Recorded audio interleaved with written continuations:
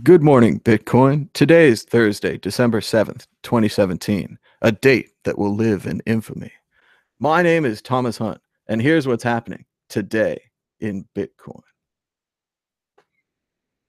The price of Bitcoin was up 23.38% in the last 24 hours. Sorry, that was 23.38% in the last 24 hours, with a last of 15,458, a high of 15,473, and a low of 12,500. On Coinbase, we saw the price of Bitcoin break $19,000 before reclining to 16,260.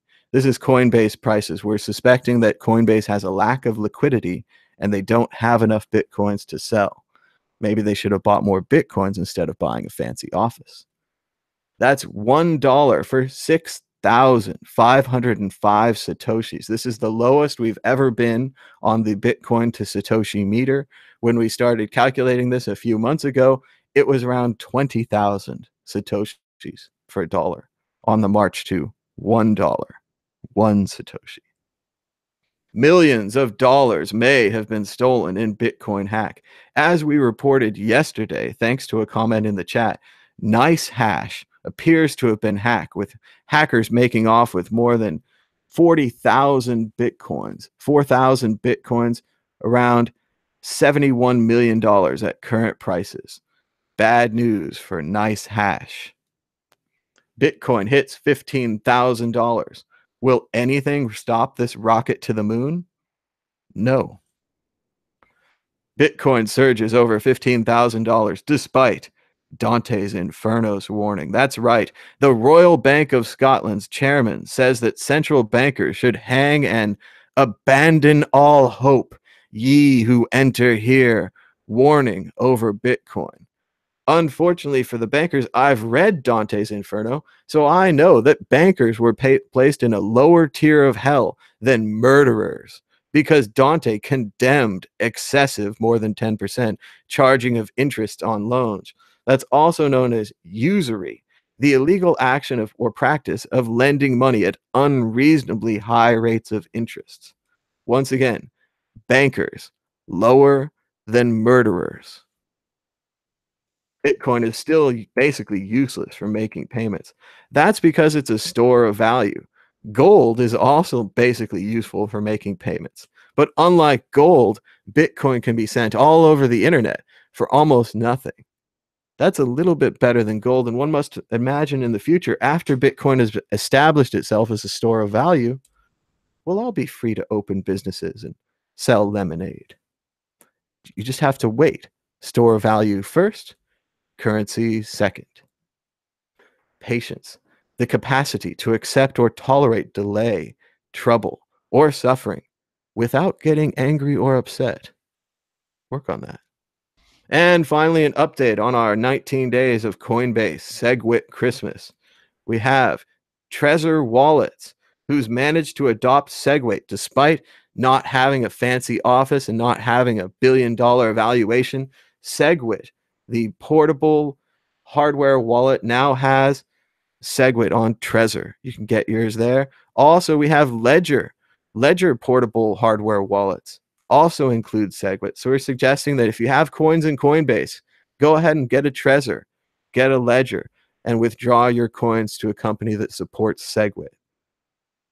You could also get your Ledger or TREZOR at CryptoHWwallet.com. Just a shout out to our sponsor who supported our trip to Prague and is just a great guy. So thanks so much to CryptoHWwallet.com for supporting the World Crypto Network. And if you need a hardware wallet or a leather case for your hardware wallet, check them out. Great guys. And finally, we'd just like to give a shout out to Andreas Antonopoulos. We put a link to his Patreon down below. There's been a campaign to give him Bitcoin recently after Roger Ver was rude at Andreas for not being a millionaire.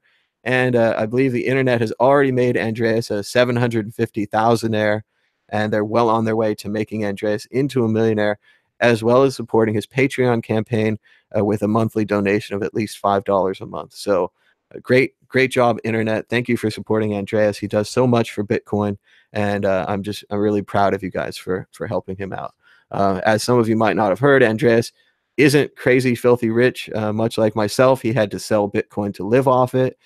He didn't really work during the Bitcoin time. He made videos, he made speeches, which is work. It does take your time, but it doesn't make a lot of money. So thanks so much to everybody for supporting Andreas and his work that he does with Bitcoin. We're also joined by Mike Carson for a quick check of the prices. How's it going, Mike? Are you with us? Hello. Hey, can you hear me? Yep. Looks like you got that screen share going there. So yeah.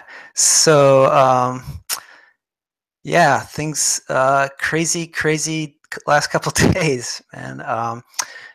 Yeah, the price is just going nuts. It looks like there's a lot of panic buying going on here. See, that's the opposite side of the coin for Bitcoin. We're only used to panic selling. We're not used to panic buying. Yeah, I mean, it's like people don't want to miss out. I think it's a couple of things. It's people who hear about it on the news, or people who are waiting for the dip, or who want it. You know, they don't want to. They're like, it's never going to come back down. I got to buy. It's panic buying, or it's the shorts covering. They're like, oh man, I can't lose everything. I can't lose all.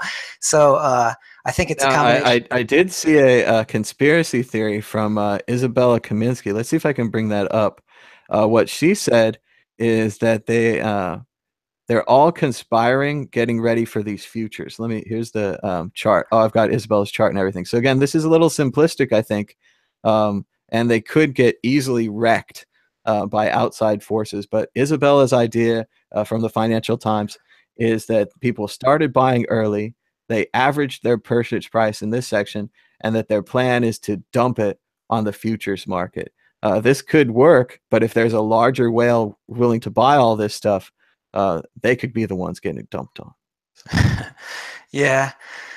I mean, maybe something. Yeah, a lot of this has to do with the futures too. I mean, I don't know, but I mean, really, like I said before, what I'm in, like, I think the price, basically the price and the volume say everything that you need to know, basically, so yeah, I mean, like today it's like a lot of panic buying. So yeah, and when I'm talking about my opinions here, it's really just like me talking to myself and not giving like financial advice, but to myself, like, yeah, I'm definitely not going to be a buyer today.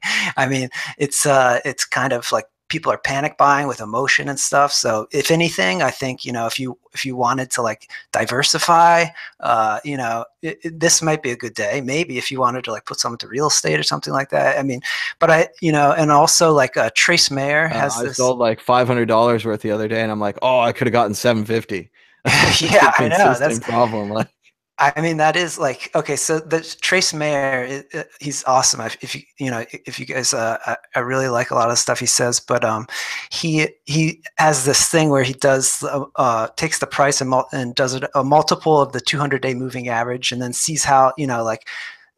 And so this guy helped him out with it and like charted it, and like right now we're like basically what it's saying is we're way overextended, and most of the time when we get to this we have a, you know, a retracement back. So yeah, the odds are we'll probably trace back a little bit. That's the odds, but you know, given that, saying that, like, also, you know, one thing to keep in mind is everybody who sold in the history of Bitcoin regrets it right now, today, you know, because they could have waited till today. So it's like, you know, there's another statistic too, is if you sell today, what do you think your chances are that you're not going to regret it later? Like, so, I mean, if everybody up to today has there is a bit of paralysis though, where like you're stuck and you can't sell anything ever, and you're totally like well off, but you can't buy a sandwich because you won't let yourself sell it. So. Yeah. I mean, I think personally, what I do is I have targets. Like, okay, you know, like 10,000 was actually targets. Like, I'm not going to sell any of this until I get to 10,000, and then and then like there's another chunk. It's like, okay, 100,000. When it gets to 100,000, I'm not going to sell anything until it gets to 100,000. And I think that's good because it's really tempting to sell at different times. But I think a lot of times it leads to regret. I mean, a lot of people think they can sell and buy back at a lower point, and then they just completely miss out on huge runs. It is clear you can't predict the market. You can look at the chart and think that you can predict it, but you really can't. So. Yeah. But yeah, really quickly, just if thinking, if you want, or thinking about buying at some point, I mean, it's going to be I would personally, if I'm gonna I would like to buy some more, and what I'm waiting for is like a retracement back to the 20-day moving average at least, or I mean, there's a little support at 12,000. I mean, ideally, so if you're really lucky and things work out, there's a chance like it'll go down to 10,000. They might try to there might be some panic selling at 10,000. Like maybe it would go under 10,000, and that I would definitely be there buying under 10,000 if it ever went back to that. But yeah, so that's just yeah, I guess that's all I have to say about the charts today. Under Congrats. 10,000 would be pretty low. I'd be surprised too. There's also a possibility that there's so much demand. There's institutional demand. There's all these rich people that want to have a Bitcoin and maybe can't anymore. Yeah. It could just be too much demand, and we're seeing the price discovery of a new asset class, but no one really knows. And we'll just have to wait and see till tomorrow. But thanks so much to everybody for watching. Make sure to give us a thumbs up and a share. That's about it for this episode of Today in Bitcoin. If it's your first time here, please subscribe down below. Thanks so much to Mike for joining us. Thanks for everybody for supporting Andreas. Of course, if you'd like to support us and the World Crypto Network, you could send a Bitcoin donation to the address on your screen. It now has segregated witness. Ooh, it took me forever, but I had to come home, So until next time, bye-bye.